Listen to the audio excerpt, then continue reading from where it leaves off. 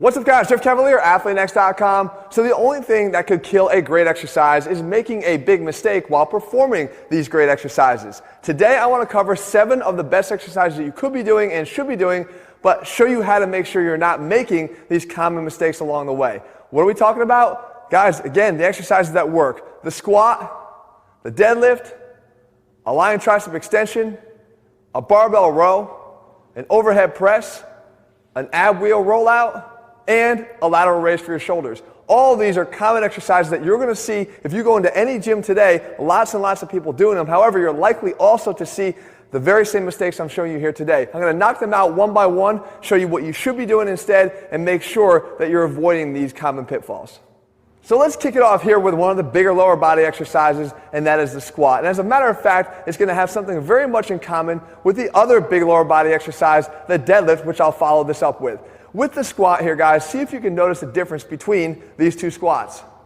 One of them may look right to you and one may not. If you think that the one where I'm overextending is right, then you need to fix that. See, a lot of people think that when they get to the top of the squat, especially when they want to get overactivation of the glutes or feel a really good squeeze in their glutes, they really try to get into hip extension. But what you're doing there is really not providing any additional benefits for the squat. If you think about how your body is loaded, it's loaded from the top down. We call it axial loading. And what you're doing there is you're doing a translation move side to side. So you're not affecting the fact that the weight that's on your body is loading you downward and you're just carrying that weight side to side. You're not loading that additional extension. What you are doing, however, is placing additional shear stress on your lumbar spine that's not necessary. What you want to do when you do the squat is what I showed you on the other side. You want to make sure that you come straight up and down. And not only are you going to be saving your back, but in the same time, you're going to be having a more efficient movement pattern because the squat should be executed on a straight bar path up and down. And you can see that that is possible when I'm not moving my body and translating it front to back. So become more efficient in the movement, save your back at the same time,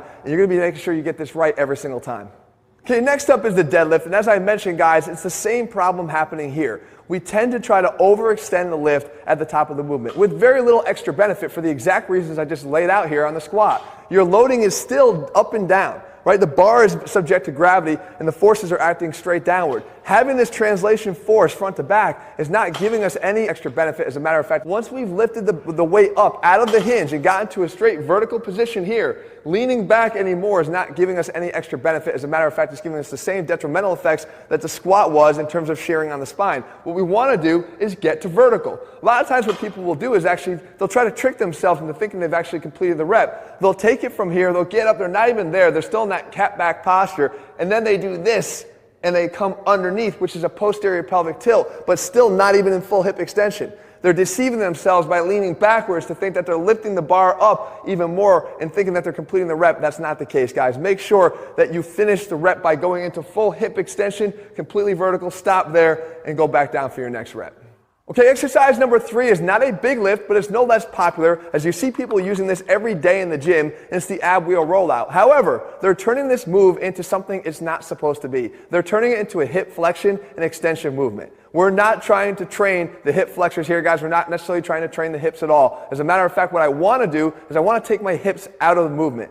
This is an anti-extension ab movement. I'm trying to prevent the overextension of my spine as I lengthen my body out, because we know as I lengthen the moment arm, I'm going to be more subject to the force of gravity, more subject to wanting to cave in my lower back and let my abs give out and bring me down to the ground. That's what we're trying to fight. So it doesn't have anything to do with our hip flexors. As a matter of fact, we want to get our body out there, lock it in, and then try to curl in through flexion of the spine and then back out to a neutral position to avoid overextension. So take your hips out of it. If you find yourself rocking back and forth, you're doing it wrong. Get your butt in one position, try to keep it in one position, and then let the upper body do the rest of the movement out and in the entire time.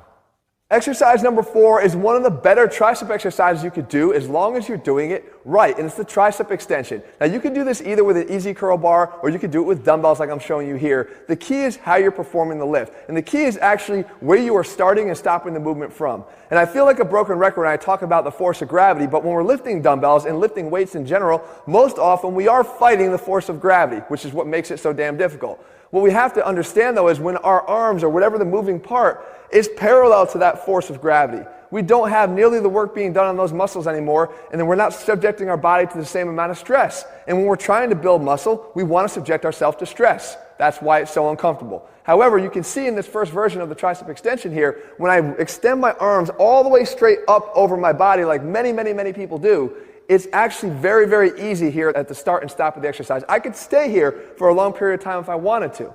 Not the case when I make this slight shift of the elbows backwards. Start and stop all of your reps on this exercise with your elbows angled backwards from vertical by about 20 to 30 degrees. Instantly, I now have to fight to hold those dumbbells up against the force of gravity because it's no longer acting straight down on my arm, it's acting down on my arm at an angle, as you can see here. That makes all the difference. Subjecting the triceps to a lot more tension on every single rep over time, set after set, is going to have a bigger benefit to you and a better benefit on your triceps in the long run. Make sure you get this right, guys. It's a very quick and easy change to make.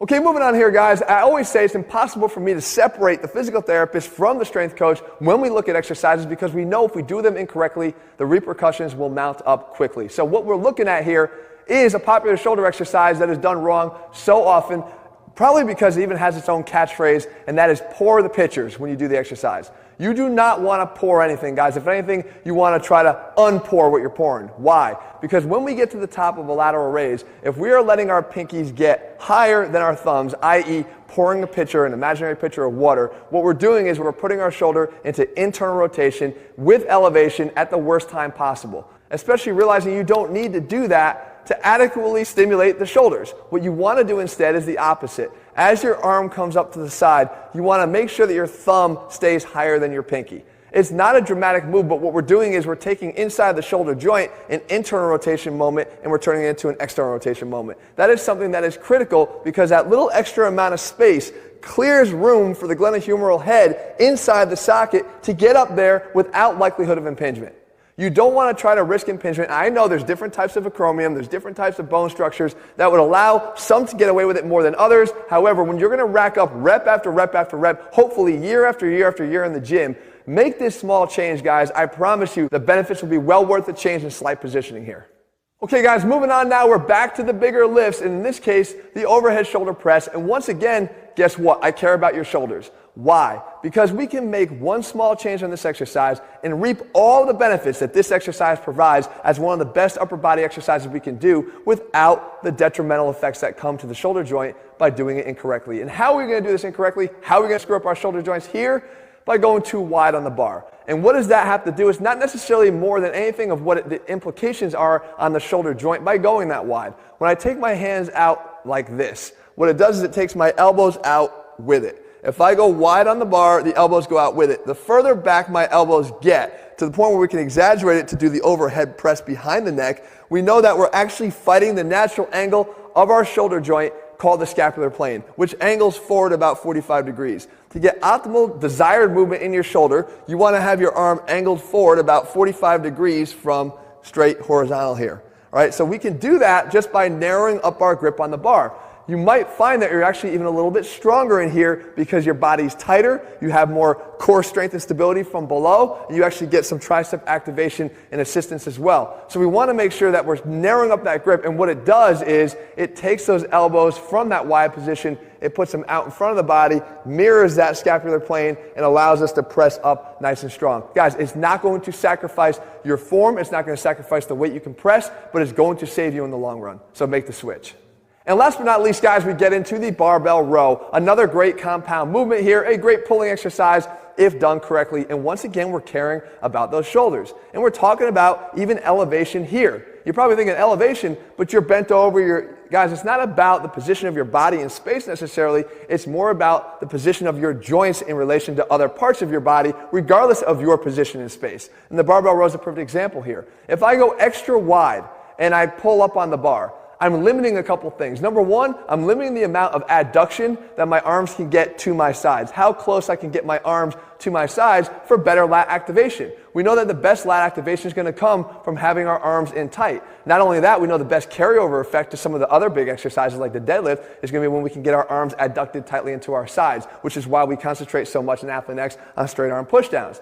But regardless of that, better lat activation is going to come from having your elbows in. The way we can do that is to have our grip narrower once again. And not only that, we look at that position. If I'm up here doing the row, I mentioned elevation before. You can see it. Just because I'm bent over doesn't mean that I don't have elevation of the shoulder here. And once again, with internal rotation, with the weight being pulled downward and my hands and shoulders being pulled downward into internal rotation.